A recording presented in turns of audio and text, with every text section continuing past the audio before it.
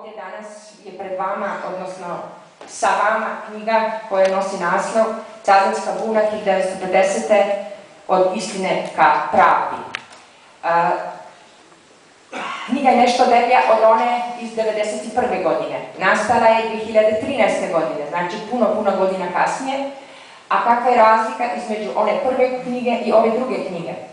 Razlika je u tome što sam dodala onom prvom izvornom izdanju nekih 60-ak, 70-ak stranica novog teksta na kojima pokušavam da, dakle, na kojima nastojim prikazati prije svega neko svoje nastojanje, a i u velikom dijelu svakako i nastojanje mnogih drugih subjekata, da što se Cazanske bune tiče pokušavamo da od istine, koja smatram da možemo kazati jeste zaista zastupljena u ovoj knjizi, pređemo na jednu višu stepenicu da pokušamo ostvariti i pravdu.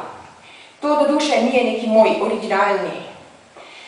neka originalna ideja. Sa tom idejom je još 86. godine krenuo vaš i naš, pošto sam ja vaša sugrađanka, dakle vaš i naš sugrađanin Murat Tatarević, profesor Cazinski, koji je svojedobno, znači još prije, sad još malo, pa će biti 30 godina, tražio da se revidiraju razni sudski nepravedni montirani procesi i da se od te tabuizirane teme ne samo napravi da se stvori istina, već da se pokuša ostvariti i pravda. Evo, ja sam slijedila taj cilj da se načini neka pravda za Cazin, za Cazinjane, za prošlost i za sadašnjost ovoga grada i da se pokušava nekim mjerama postići bar nešto što bi moglo zadovoljiti pravdu. Jer u potpunosti, u nekom idealnom smislu, pravda je nedostižna, odnosno nemoguće je vratiti nepravedno osuđene, ubijene, protjerane i na razne druge načine učinjena zla.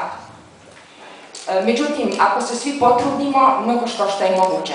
Uzgred, baš danas sam, ovako, ako dozvolite jednu kratku digresiju vezanu za jedan konkretan slučaj, saznala od jednog našeg sugrađana da je ovo bila, sada više vjerovatno nije, ovaj Dom kulture, kinosala u kojoj su održani glavni vojno-sudski procesi 1950.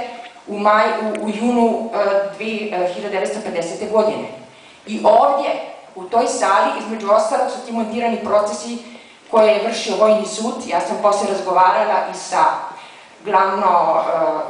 glavnim tužiocem, vojnim tužiocem tog Vojnog suda u Ljubljani, Albinom Šibenikom, koji umeđu vremenu i umre i tako dalje, što je normalno, a koji je priznavao i prije i kasnije, kad sam završila knjigu, kod njega sam ponovo bila i tako dalje, da su svi ti procesi bili montirani, da je on, kad je došao iz Sarajeva kao vojni tužioc, mlad vojni tužioc Slovenac, ovdje u Cazin, da, dakle, provodi taj vojno-sudski proces, da je praktično su sve optužnice već bile napisane. Napisala ih je UDBA tadašnja i uglavnom te izricane smrtne kazni i druge kazni na dugogodišnje robije su izricane, dakle, ovdje, u ovoj sali u kojoj mi sjedimo upravo sad ovaj trenutak. I u toj sali, nažalost, je također donesena presuda za Aju Čovića, vođu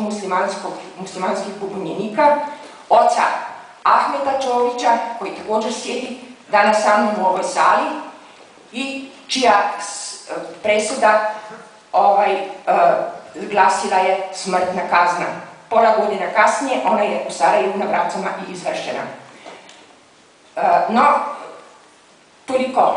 Dakle, u ovoj sali gdje se nalazimo, danas možemo govoriti o nekim svjetlim trenucima sadašnjosti, ali u toj istoj sali, dakle, događale su se veoma ružne stvari.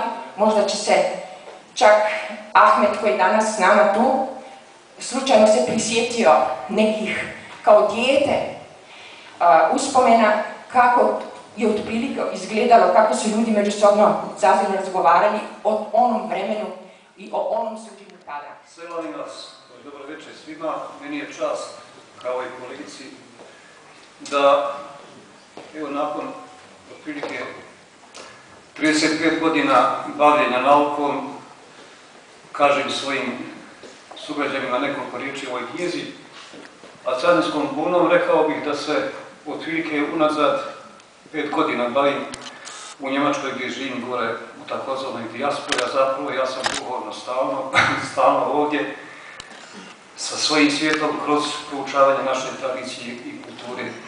Meni je doista vrlo stalo do toga da naglasim da gospodin Šović zaslužuje da govori prije mene ovdje, međutim riječ je o izvjesnom kontinuitetu, naime o prezentaciji ove knjige, pa je to razlog da ću ja o toj knjizi iščitati neke stvari, u principu ne iščitavam nego interpretiram, međutim pred svojim ljudima koji sigurno znaju, možda čak toliko koliko i ja u ovoj buni koji su se time bavili, ja se ne usuđujem da interpretiram stvari jer sam pripremio i recenziju kolegici za knjigu i ovaj tekst i zato molim da budete, rekao bih, i uviđavni i strpljivi za nekih 10 minuta, normalno da ne mogu i neću sve iščitati nego nekih 3,5 stranice, ono što ja držim da je suština vrijednosti ove knjige i da ono na što smo mi navikli bili, barem prije rata i ono što je po meni izuzetna vrijednost knjige,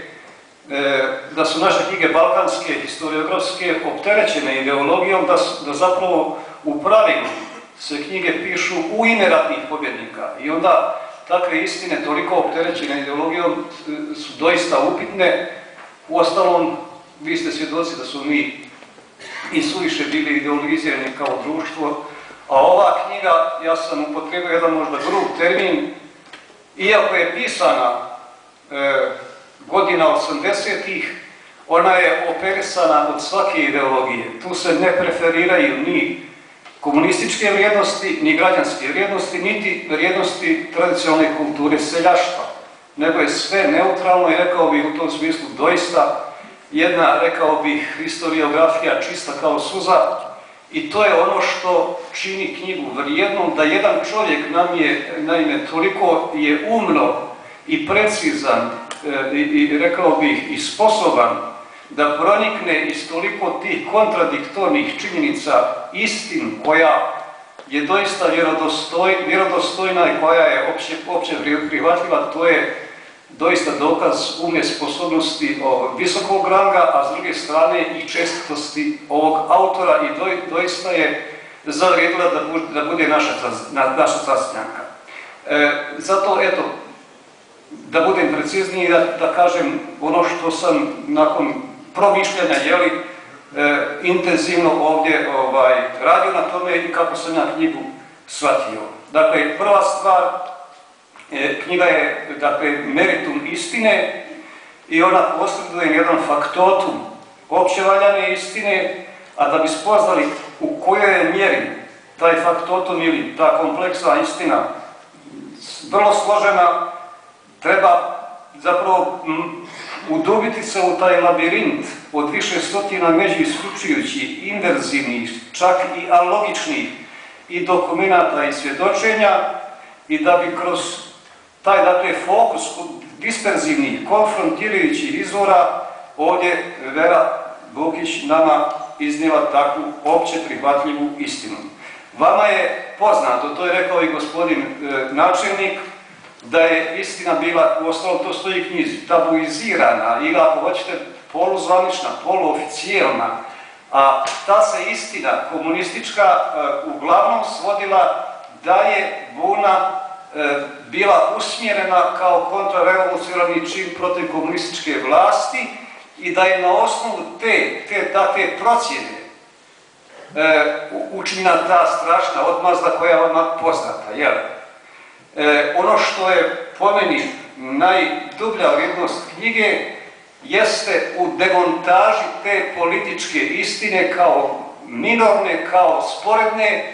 Ja sam rekao čak ovdje da je to gotovo zanemariva istina. Jer na osnovu te političke kvalifikacije o kontrarevoluciji napravljena takva odmazda. Ovdje je jedan naš sugrađanin koji je prošle godine objavio knjigu, ovdje isto ukazivnu Kasim Mujegi sociolog, zbrojio da je 4175 godina robije ukupno bilo, 278 osuđenika, Bošnjaka, 19 Srba i tako u tom smislu možete zamisliti koji je to jaz između naivne političke, rekao bih, akcije i te strašne dokumentima, svjedočenjima, tako dalje, tu istinu demontirala i svela je zapravo na minornu ili nevažnu, pretvorila je zapravo, odnosno dokazala da je buna prvenstveno socijalni čin, nastala iz egzistencijalne nužde, iz nagona da se preživi. To je, rekao bih, najdublja zasluga Vere Kršin-Bukić i to je ta istina koja je nesporiva. I sad, onaj normalno ko hoće da dublje se bavi knjigom, on može svakako tu naći jednu izuzetno objektivnu rekonstrukciju kompletnog života Sremske krajine ovdje od godina prvih, od 45. do 50. jeli? I ono što opet mene, rekao bih, doista impresionira, ja moram reći da je historiografija moja, rekao bih, sporedna znanstvena disciplina, ali ovdje je riječ o jednom naučniku koji u sebi objedinjuje više naučnih disciplina, spaja ih i to doista mogu samo rijetki. Tu imate i sociološka istraživanja, ekonomska istraživanja, psihološka istraživanja, kulturološka. Ona se toliko duboko, recimo rekao bih, emotivno spojila sa ovim svijetom, da je to doista impresivno i da je istovremeno to objektivno i iz toga je onda izvlačila odgovarajuće zaključke. Sad, još jedna zasebna vrijednost ove monografije je, to sam našao iščitavajući prije 50 dana ponovo u Minhenu, promaklo mi je to ranije. Naime, u njenom dokazivanju da je jednostavno ta buna imala socijalno-ekonomsku i političko-moralnu argumentaciju prava seljaka na pobunu. Dokazati to pravo doista je vrlo delikatno. I ovo pravo izvedeno je iz međunarodno socijalno-pravne prakse, iz historije seljačkih buna, iz savremene političke stvarnosti onih država u kojima su vladali diktatorskih režima. Dakle, pravo na socijalnu pobunu seljaka Sremske krajine i Korduna, autorica izvodi iz činjenice komunističkog totalitarizma, odnosno njegove ukupne socijalne nepravednosti prema seljaštvu i tu ukupnu neravnopravnost u to vrijeme potkrepljuje analizom, sažetvanjem tih stotina dokumenata i svjedočenjima. Ono što je po meni doista i hrabro od naše sugrađanke, to je da tu knjigu čini vrijednom upravo ova činjenica dokazivanja socijalno-političkog prava na pobunu seljaka u jednom međunarodnom referentnom, rekao bih, krugu i u tom smislu jednostavno ta knjiga je bitan iskorak koji uz istinu, dakle istina kao prva činjenica, ona inicira ostvarivanje pravice i pravde. Ja sam to doista naglasio, zadatak istoričara jeste da prvo okvalificira istinu, dokaže istinu. Međutim, da se može ići dalje, da se od istine ide kao ostvarenju pravde i pravice, to je doista jedan izuzetan korak naprijed. Upravo je o tome bilo riječ kad je govorio i gospodin načelnik i kolegica Vera kroz ove rezolucije, odnosno kroz parlament, kroz tu proceduru. Ono što je još bitno, što je mene, kako bi rekao, u neku ruku doista, pravo da vam kažem, i začudilo, to je hrabrost Vere Kršin-Bukić koja se hrabro nosi sa još uvijek tad živim aktualnim političarima i kojima dokazuje da oni zapravo lažu. Ja ovdje sam našao jedan detalj u tom smislu i ona to komentira.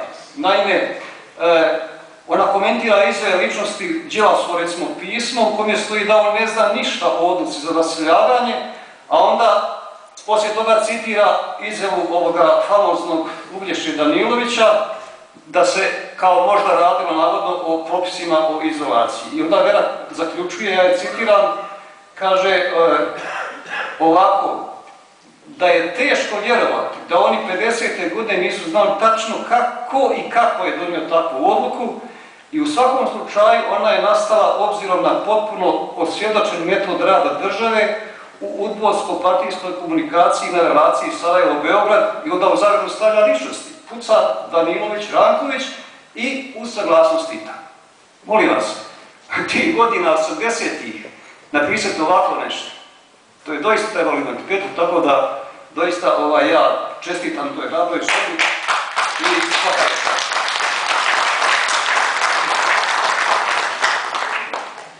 Vidite, ja sam još možda jednu-dvije riječi da vam kažem, eto, ja rekao sam da ću neke stvari čitati, neke interpretirati, ali evo, jednostavno mi smo ljudi ovdje, rekao bi krajišnici, vrlo emotivni i normalno je da moramo se osjećati i sa žrtvama i sa svim tim što je bilo. Međutim, ja sam ovaj dio u pregledu kvaliteta njene knjige, odnosno njene istine, jednu stvar htio da u pravom smislu markiram tu izuzetnu umnu snagu i pronicavost autora, jer radi se o tome što jedan čovjek daje tako, odnosno ima takvu sposobnost da mnoštvo tih dokumenata, svjedočenja i tako dalje, uostalom znate sam da je rada 7 godina, da ih toliko pronikne da bi na kraju napravila onu istinu koja je svima nama, koja je objektivna, prihvatljiva istina. Dakle, napraviti opće prihvatljivu istinu doista je trebalo zato imati izuzetne umne snage i pronicljivosti. I da kažem još ovu krajnju možda rečenicu, da je krajnji smisao, dakle u toj demontaži carinske bune kao političke konstrukcije komunističkog režima, u historiografskoj demontaži njene navodno protukomunističke kontrarevolucije, u njen stvarni egzistencijalni socijalni sadržaj i smisao, i u tome je, po mojoj ocjeni, u toj demontaži najveći doprinos ove monografije, i zahvaljujući upravo toj demonstriranoj, ja sam ovdje jednog grčkog istoričara spomenuo, demostenskoj uvjerljivosti, demontaže, navodne političke u stvarnu socijalnu bunu, ova monografija ima inicijalnu snagu za sveukupnu rehabilitaciju bune, osuđenika bune i njihovih potomaka. I na kraju da vam kažem da red je ovdje da se spomene, ja sam usput kazao, ali red je da se spomene najmanje 2 imena naših krajišnika, Kasima Ujegića, profesor sociologije u Pećgradu, koji je objavio knjigu. Ja imam svoje mišljenje u toj knjizi i može biti da bi trebalo i o toj knjizi nešto govoriti. Ja sam poslao svoju recenziju, on je bio prilično nezadovoljan jer je, rekao bi, previše bio emotivan u toj knjizi, a biti neutralan poput Vere doista treba imati hrabro srce. On jednostavno nije mogao biti neutralan i to sam mu zamjerio, ali ipak knjiga ima svoju istinu. Jer ovo što će Čović govoriti, što smo usput se malo usput kad smo komentirali to, on zapravo dokazuje da je ta knjiga zapravo istina, da je montirana i tako dalje. I svakako treba spomenuti Dževada Sabrakovića. Ja sam ovdje zapravo pravio paralelnu analizu, prvenstveno knjige naše kolegice Vere Krčnik-Dukić, a onda i ove knjige Ujegića i treće knjige Omaha našeg Dževada Sabrakovića. To je, molim vas, prvi čovjek koji je skeptik bio hronološki prvi u istinu komunističku o carinskoj buni. 86. on je objavio u Beogradu svoj roman. Dakle, ja vam savjetujem, kad imate vremena, pored knjige najzaslužnije autorice, pogledajte i ove knjige. Bićete osvježeni. Hvala vam lijepa na pažnju. Zahvaljujem se dr. Duriću, evo već nekoliko puta smo pomenuli jednoglasnom odlukom, nedavno su i poslanici Skupštine Unsko-Sanskog kantona usvojili rezoluciju o osudi masovnih kršenja ljudskih prava civilnog stanovništva u Cazinskoj krajini 1950. Prethodno je isto rezoluciju usvojilo i općinsko vijeće u Cazinu i zbog toga možemo kazati da su prvi ispravni i važni koraci učinjeni. Slijedi obraćanje predsjedavajućeg Skupštine Unsko-Sanskog kantona gospodina Admira Hadžibašića.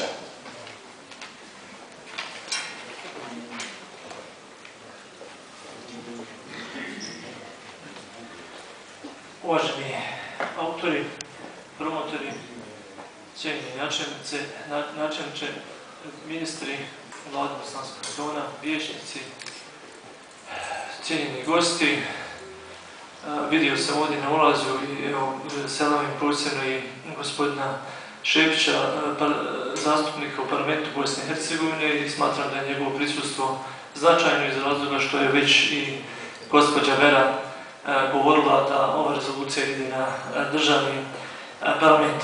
Čast mi je zadovoljstvo da imam priliku večeras biti prisutiti ovom promociji ove dvije knjige i ono što želim naglasiti jeste da se ove godine navršava 63 godine od dešavanja Cazinske bune i bitno je naglasiti da to nije bila nikakva pobuna koja je vukla bilo kakve korijene iz oružanih ili vojnih snaga poraženi u Drugom svjetskom ratu, da je to bila pobuna građana općine Cazin koji su bili nezadovoljni trenutnom teškom ekonomskom, političkom situacijom, porezima i nametima koji su bili nametnuli, što bi danas smatrali da je sasvim normalno u tom vremenskom vremenu i tom političkom ambijentu. To je bilo protuzakonito i veliki broj građana općine Cazin bio je iseljen, mnogi su bili osuđeni na smrtne kazne ili na dugotrajne kazne zatvora. Vođeni ovom činjenicom da je u tom periodu 1950. godine došlo do velikog kršenja ljudskih prava, Skupština Unsko-Sanskog kantona je jednoglasno usvojila rezoluciju o osudi masovnog kršenja ljudskih prava u 1950. godine u Cazinskoj krajini. Ja se ovom prilikom zahvaljujem svim poslanicima i svih političkih partija koji su jednoglasno izglasali tu rezoluciju. I ono što želim još naglasiti, sjećam se kao student pravnog fakulteta kada smo govorili, kada su nam profesori predavali o Cazinskoj buni, da su tad govorili da je to materija koja je nedovoljno istražena i građanima javnosti prezentirana. I ja se ovom prilikom zahvaljujem našim jučerašnjim autorima i Ahmetu i Velju koji su uložili svoju snagu i energiju i truda da ovo pitanje istraže i da otkriju istinu i da to građanima prezentiraju, a mi u parlamentu, u zakonodavnim organima smo se potrudili da usvojimo ove rezolucije i na takav način dokučimo bar minimum pravde za žrtve Cazinske bunije. Hvala vam još jednom i vama na pažnji.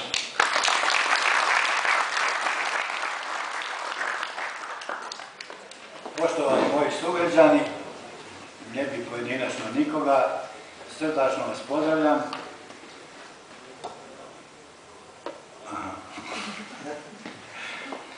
Dozvolite mi prije svega jednu malu opasku. Moja majka je te 50. bila prisutna kad se sudilo onima koji su bili najviše okrivljeni, među kojima i moj otac. Kad se je vratila, moja nena, očeva mati, pitala je kroz suca šta je i kako je bila. To suđenje je zadnje 8. trajalo 3 dana. Zapamtio sam i tad je rekla. Bila je sala puna, kao što je to i večeras. I jedna polovina, kad se izrekne bilo koja kazna smrtna ili ona dugogodišnja, a dugogodišnja nije, bila je do 20 i najviše 20 godina, jedna polovina sale je pljeskala, a druga plakala. Izražavam zadovoljstvo što smo večeras jedinstveni i što tako nije i nadam se da više nikad neće biti. A sada, poštovana gospodo, srdačno selam i pozdravljam na sve vas, izražavam zadovoljstvo što ste našli vremena da svojim prisustvom date doprinos promociji ovdje već naznačenih knjiga. Sve je manje ljudi koji pamte događaje koji su se desili u Savinjskoj krajini i Kordunu u 1950. godini, poznati u historiografiji pod nazivom Savinjska buna 1950. A pogotovo skoro da i nema svjedoka i učesnika u buni. Nestankom neposrednih svjedoka nestaje i dio istine o buni. Pravo na naučno utvrđenu istinu o buni imaju sadašnje i sve buduće generacije. Ranijim generacijama, zbog zabrane prošlog režima, to je bilo uskraćeno. U vrtlogu vremena u kojem živimo više od 2 zadnje decenije i pored pojave značajnih knjiga o buni, istina o njoj do mlađih generacija nije stigla u svojoj stvarnosti. To je upravo bio moj motiv da svojim svjedočenjem doprinesem potpunijem rasvjetljavanju događaja vezanih za bunu, a posebno događaja nastali poslije 6. maja 1950. godine. Na pisanje bune postakla me je i rezolucija o osudi ovog zločina općine Cazin iz 2011. godine, u kojoj pored ostalog stoji, citiram, da je potrebno široko društveno poznavanje sa naučno utvrđenom istinom o buni. Svakako, to je i moje podupiranje režimskoj neistini o samoj buni, o mom ocu Ali Čoviću kao centralnoj ličnosti tih događaja, a sve u namjeri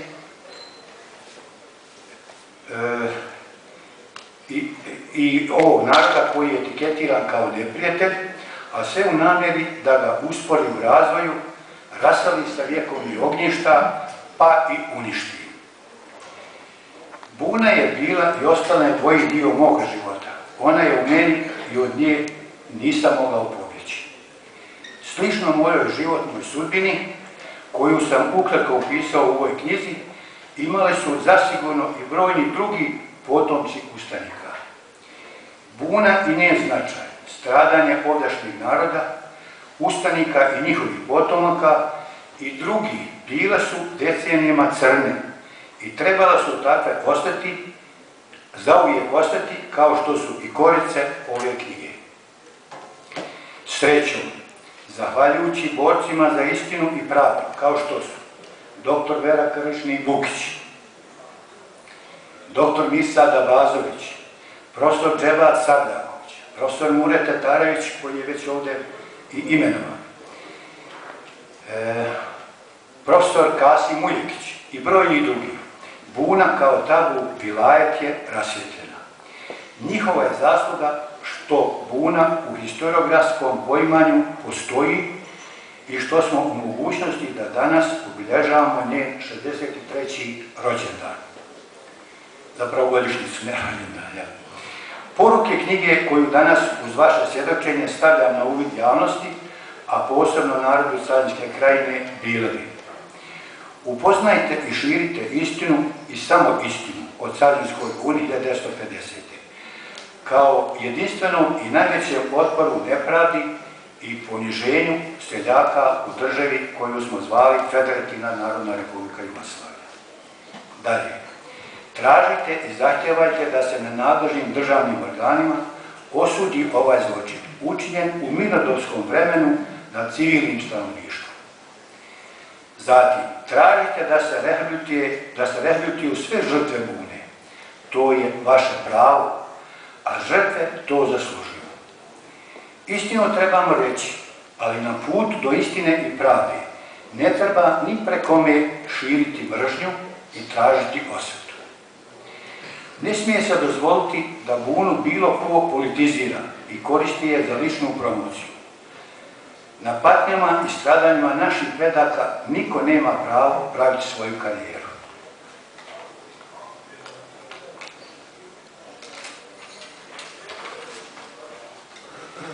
Poštovana gospoda, želja mi je da se ova knjiga i druge o buni nađu u rukama što većeg broja ljudi moje i mlađih generacija, kako bi upoznali svoju historiju i ne dozvolili da nam se ona u ovakvom obliku bilo kada ponovi.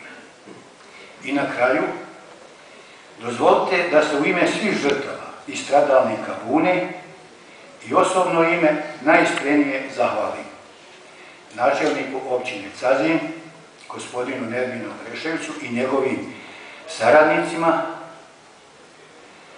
na svemu što su učinili i što čine da Buna i njene žrtve ne odu u zaborav. Gospođi doktori Veri Kršnik-Bukić, autorici prvog i drugog izdanja studije Cazinska Buna 1950. koja mi je u radu pružala dragocjenu podršku. Zahvalnost zaslužuju i svi moji sagovornici u knjizi spomenuti, a posebno gospođa Adisa Muhamedović za doprinos u nastanku ove knjige i solidarnost u komunikacijama. Svim zastupnicima Vijeća općine Cazin i Unsko-Sanskog kantona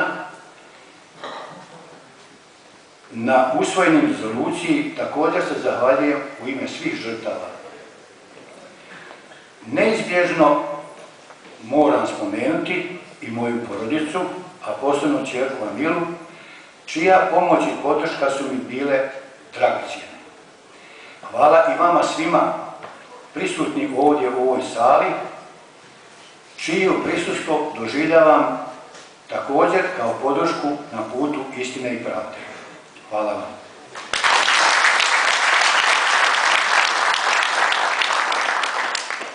Doktorica Kržišnik-Bukić večeras je s nama praktično u trostrukoj ulozi, i kao počasna građanka Cazina i kao autorica novog dopunjenog izdanja dijela Cazinska Buna od istine ka pravdi i kao promotor knjige Izmišljeni neprijatelj. Naime, kao dugogodišnji suradnik magistra Čovića, doktorica Kržišnik-Bukić jednostavno je najmjerodavnija osoba koja nam može dati osvrt na ovo djelo.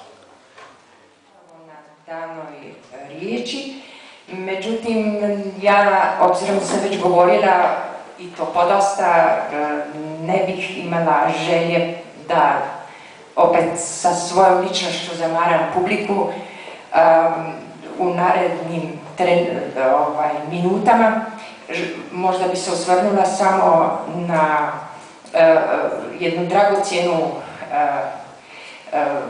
kako da kažem, iskricu koju je naš Ahmet na početku svog izlaganja kazao, a željela bih možda sa tim detaljem da i otvorim i zatvorim jednu misao, a to je koju sam čak i ja na početku od strane neke treće opet osobe danas ili ranijih dana čula, a to je da je upravo ova sala istorijska na neizvjestan način, istorijska po tome što se tu zbivalo 6 vojno-sudskih procesa, što je u ovoj kinosali, kako se tada još zvala, danas na taj moment, dakle, profila te sale, kinosale, govore još one tamo prozorčići gore, više drugo ništa, ali ipak, evo, to je se tad događalo i danas, 63 godine kasnije, na dan sjećanja na Bunu i njene žrtve, opet svi sjedimo tu i kao što je Ahmed ranije na početku kazao, nema više podjele da pola plaču, a druge polovica sale dakle, je zadovoljna sa odlukama i tako dalje. Prema tome, ova sala je na neki način istorijska i to sam htjela za početak samo da kažem. Već me je spomenuo čak i Ahmed da sam mu malo nešto stala uz bok, što se kaže. Željela sam koliko je moguće i njemu ga stimulirati u njegovom ipak ne izrazito profesionalnom odnosu.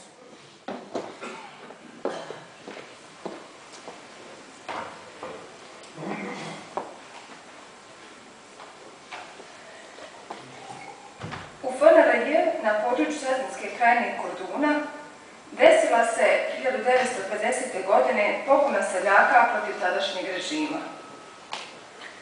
Cilj ustanka bilo je oslobađanje seljaštva od neizdrživih materijalnih obaveza, terora i poniženja kojim je tadašnja vlast nametnula. brutalne oružane sile, buna je vojnički ugušena u krvi.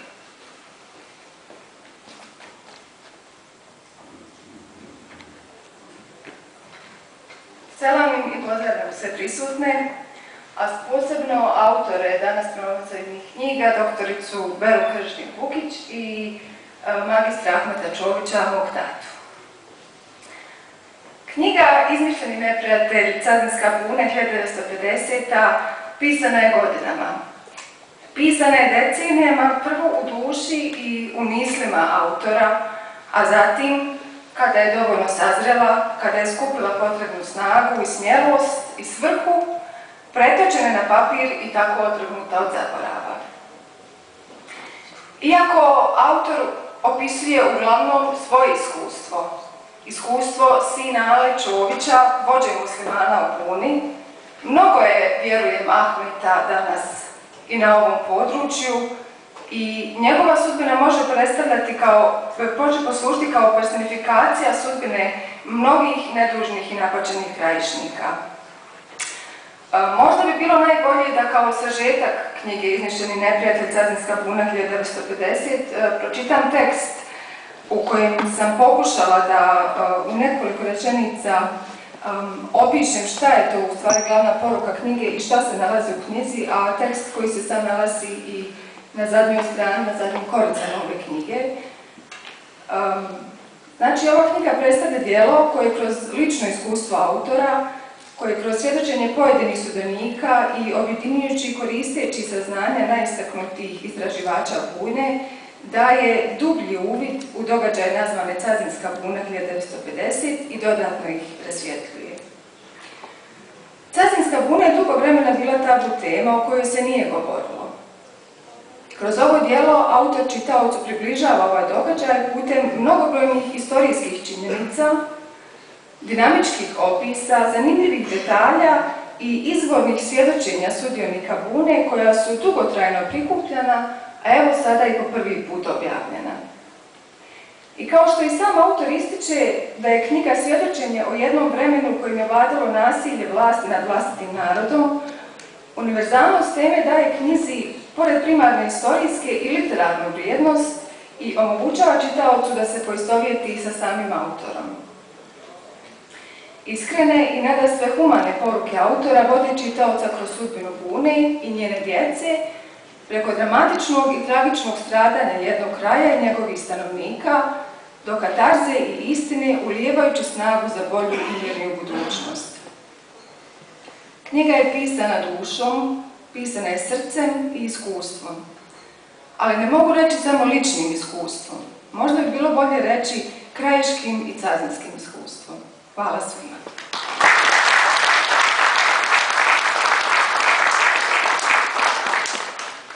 Zahvaljujem se gospođici Čović. Iskoristit ću priliku, dragi prijatelji i uvaženi gosti, da vas obavijestim da večerašnja promocija ove dvije knjige nije prodajnog karaktera, dakle da ćete ove knjige moći kupiti u narednim danima upravo ovdje u Kulturnom centru koji je izdavač i da su ove dvije knjige možda i po želji doktorice Kršnjak-Bukić najbolji temelj za buduću, a vjerujem uskoro i biblioteku Cazinske krajine, u kojoj će se naći sva djela bilo kojeg pisca koji je pisao o događajima, ljudima, ličnostima i ovim cazinskim prostorima. U ime općine Cazin, autorima knjiga upućujem iskrene čestitke. Također, naša je želja da u budućnosti brojni drugi autori uzmu učešće u pisanju o ovom događaju, istinito i u korist svih generacija. Hvala vam što ste večerašnjim prisustvom ovom događaju odali počast svim ubijenim, nepravedno ubijenim u procesu 1950. i do nekog narednog susreta u Cazinu želimo da vas prati dobro zdravlje i svaka sreća. Hvala vam više.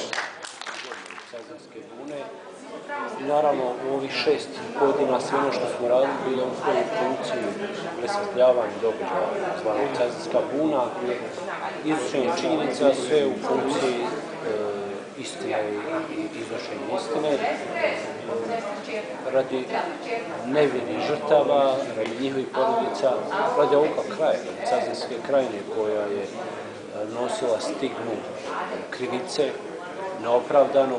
Na kraju krajeva, ovaj kraj je, kao posljedica toga, reakcije tadašnjeg režima pretrpio je mnogobrojne sankcije, zaobilaženja u strateškim pravcima razvoja i tako dalje.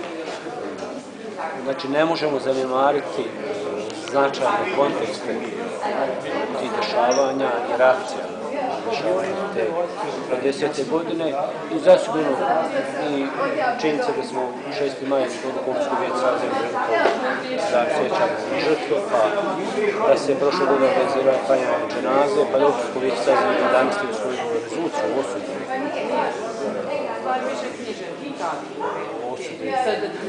dešavanja i sjećanja na žrtve, pa činjenica da je Skupština Unsko-Sanskog kantona ove godine usvojila također rezoluciju o osudi i u funkciju upravo rasvjetljavanja tih događaja, skidanja tabua, jer je u Cazinskoj buni se godinama ovdje pričalo o šahtu, ili se nije znalo neke poluinformacije i tako dalje. I zasigurno da sam zadovoljan sa činjenicom, i to sam večeras i rekao, da u ovih 6 godina da smo sazrevali, možemo definitivno reći da smo sazreli kao društvo, jer smo spremni da u tako jednom pitanju javno govorimo, transparentno, da razgovaramo, raspravljamo, iznosimo činjenice bez bilo kakvih sukoba, konfrontiranja i tako dalje, što u stvari i čin rasvjetljavanja nije imao za svrhu, nije bio cilj, nego cilj bio istina i da se jednostavno ne ostavi crne mrlje u prošlosti, ne razjašnja, jednostavno da se ono što je trebalo razjasniti se razjasni, da bi mogli i sve okrenuti kao budućnosti što je cilj i istinski. Novog izdanja. U stvari, o čemu se konkretno radi? U stvari, drugi dio se nastavlja na onaj prvi osnovi. Šta ste sa ovim drugim dijelom htjeli da postignete? Pa sa ovim drugim dijelom željelo se, kao što kaže sam naslov, dakle od istine koja je već utvrđena i mojom knjigom i knjigama još nekolicine, između ostalog i Ahmeta Čovića, promocijom današnje njegove knjige.